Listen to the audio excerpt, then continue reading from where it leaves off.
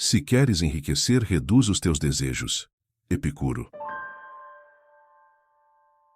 Tem dias em que a gente acorda com o corpo desperto, mas a mente ainda espalhada pelos cantos, um pedaço no que já passou, outro no que ainda nem aconteceu. Não é um problema claro, é só uma sensação de que estamos começando o dia com pouco espaço interno. A respiração fica curta, o pensamento fica mais rápido do que o necessário, e algo dentro parece desalinhado antes mesmo da primeira xícara de café. E então, tarefas simples se ampliam sem motivo. Não por serem difíceis, mas porque a cabeça desperta cheia, tentando resolver tudo ao mesmo tempo. É como se houvesse uma fila silenciosa de preocupações, pequenos incômodos e desejos misturados pedindo prioridade. A manhã mal começou e a sensação já é de excesso. Às vezes isso nasce do nada. Uma vontade de mudar tudo, comprar algo, resolver o que ainda nem existe. Uma inquietação que diz que a vida está sempre um passo além do que já temos. Basta um pequeno vazio para que uma série de microdesejos se apresente, cada um prometendo um alívio rápido, e todos ocupando espaço emocional demais para caberem juntos. É nesses acúmulos invisíveis que Epicuro entra com uma clareza desconfortante. Ele percebeu, muito antes de nós, que grande parte da inquietação humana não vem da falta real, mas do tanto de coisas que acreditamos que precisamos para finalmente ficarmos bem. No seu jeito simples, ele não demonizava o desejo, apenas observava como, em excesso, ele nos tira o chão. Epicuro viveu num mundo cheio de debates grandiosos, mas escolheu o jardim, um espaço simples, aberto, onde ensinava que a vida boa não depende de extravagância, mas de presença. Ele era alguém que observava os movimentos internos com cuidado, compreendendo que o que pesa não é o mundo, e sim o que depositamos dentro dele. Para ele, riqueza não era acúmulo, era tranquilidade, ataraxia, essa serenidade que nasce quando conseguimos diferenciar o que é indispensável do que só ocupa espaço mental. E quando olhamos com sinceridade para a vida cotidiana, percebemos como é fácil confundir essas duas coisas. Corremos atrás do quase lá, achando que a próxima conquista finalmente trará a sensação de chegar. Mas chega, dura pouco, e logo outro desejo assume o lugar. O desejo, quando cresce sem medida, transforma oportunidades em obrigações. O que poderia ser leve vira urgência. E quando tudo vira urgência, nasce a ansiedade. Essa tentativa de viver o futuro antes de ele existir. O curioso é que não percebemos esse processo acontecendo. Ele começa com pequenos pensamentos que parecem inocentes. Seria bom ter isso. Eu devia conseguir aquilo. Falta pouco para ficar perfeito. Sozinhos, não tem força. Juntos, transformam um dia comum em um dia mentalmente cheio demais. Muitas vezes tentamos acalmar essa inquietação de formas rápidas, comprando algo, enchendo a agenda, dizendo sim para o que não cabe. Não porque queremos, mas porque estamos tentando silenciar um desconforto interno que não sabemos nomear. É como colocar música alta para não ouvir um barulho dentro da casa. Funciona por alguns minutos, depois volta. Epicuro já via esse mecanismo claramente.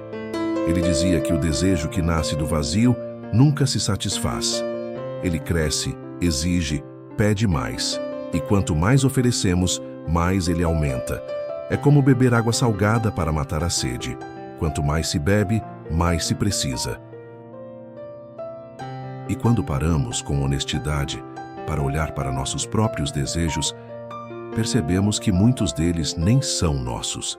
São expectativas herdadas, comparações internalizadas, metas que nunca escolhemos de verdade.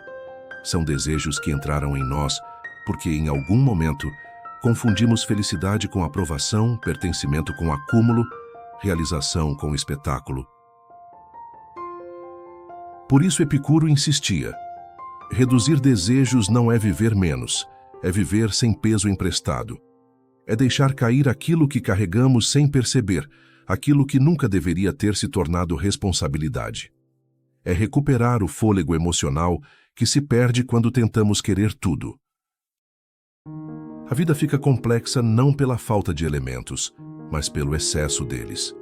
Camadas e camadas de exigências silenciosas ocupam espaço dentro de nós. Expectativas de ser mais produtivo, mais eficiente, mais admirado, mais rápido. Quando juntamos tudo, quase não sobra lugar para simplesmente existir. Reduzir desejos é uma forma de abrir espaço. Não é um corte radical, é um ajuste.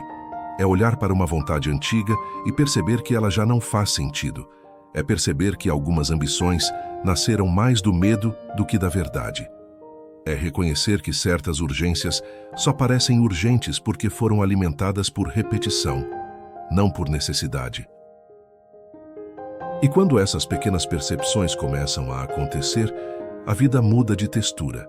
Sem exagero, o presente ganha nitidez. As coisas simples começam a ter cor e forma. A sensação de falta diminui. É como quando abrimos uma janela em um quarto abafado. O ar fresco não resolve tudo, mas muda completamente a respiração. Essa mudança é sutil, mas profunda. Quando diminuímos a pressão de querer tanto, começamos a sentir mais.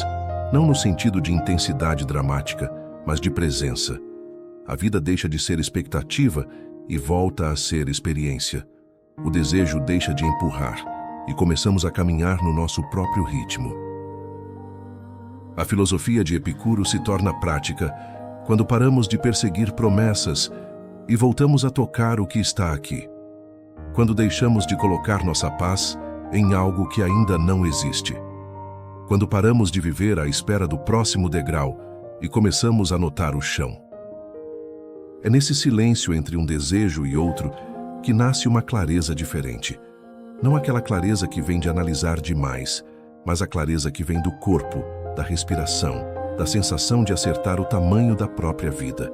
Não é iluminação, é honestidade.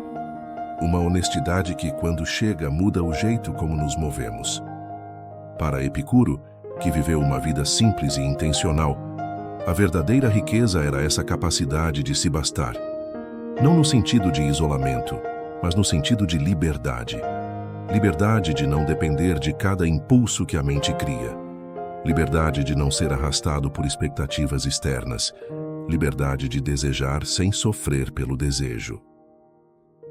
Quando o desejo só existe quando faz sentido e não quando manda, nasce uma relação diferente com a vida. As coisas param de ser medidas pelo que falta e passam a ser medidas pelo que sustenta. A gratidão aparece espontaneamente, não por obrigação, mas por percepção. Não porque devemos ser gratos, mas porque finalmente conseguimos ver. E então, a vida respira outra vez. E quando ela respira, abre espaço para uma serenidade que não vem de controle, mas de aceitação. Aceitação do tempo, do ritmo, do próprio limite. Aceitação de que não precisamos provar nada para sermos inteiros. Podemos apenas ser. Isso não significa renunciar a sonhos ou deixar de crescer. Significa tirar o peso emocional deles. Significa sonhar com leveza. Significa desejar sem se ferir. Significa caminhar com profundidade, não com pressa.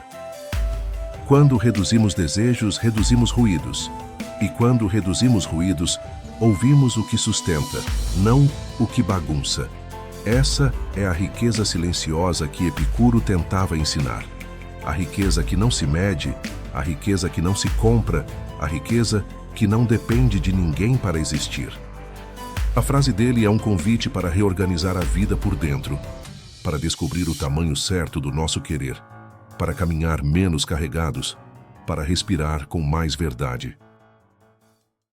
Desafio de hoje. Escolha um desejo que tenha aparecido com insistência nos últimos dias e pergunte a si mesma: ele nasce de mim ou nasce do excesso? Reduza. Solte o que pesa mais do que vale. Se este texto conversou com você, deixe seu comentário.